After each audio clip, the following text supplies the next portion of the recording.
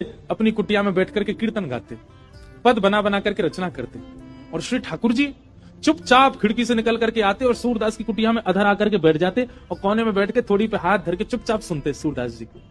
एक दिन ठाकुर जी जा रहे थे राजभोग आरती के बाद, इतने में श्री जी आ गई। कहां जा रहे हो? ठाकुर जी कहीं ना ऐसे जा रहा हूं डोल में। नहीं नहीं सांची बताओ कहां जा रहे हो? ठाकुर जी बोले कहीं ना एक भक्त है वहां के पास जा रहा हूं। श्री जी बोली मैं चलूंगी फिर तो। ठाकुर जी बोले श्यामा जी आप रहने दो, आप यहीं बैठो, मैं ही अकेला होया हूं।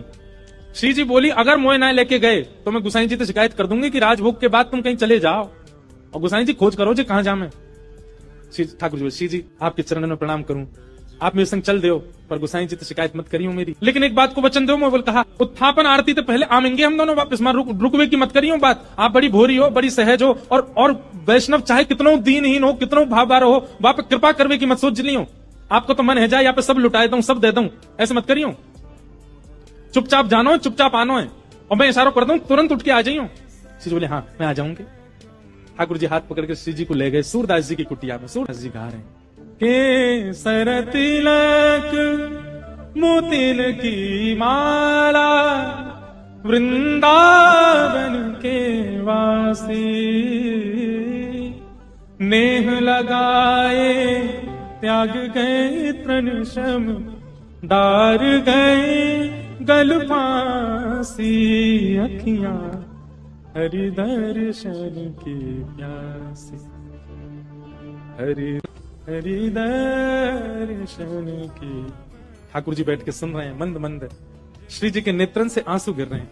ठाकुर जी धीमे धीमे पहुंचने बोले श्यामाचू हल्ला मत करियो जी, जग जाएगो, और जगह को कहा मैं पकड़ लेगो, जान नहीं देगो, और फिर यहाँ पे कृपा कर दी तो फिर सबन पे करनी पड़ेगी, हमारे रो मत। बिल्कुल सूरदास जी ने अपनी लाठी उठाई और उठ करके अपनी कुटिया से बाहर जाने लगे।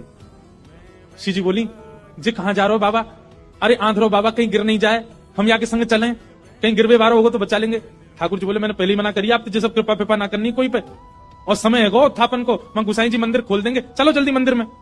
श्री जी बोली ना ना बस ये जहां जा रहा हूं वहां तक याद छोड़, यहां में फिर चल देंगे मंदिर में।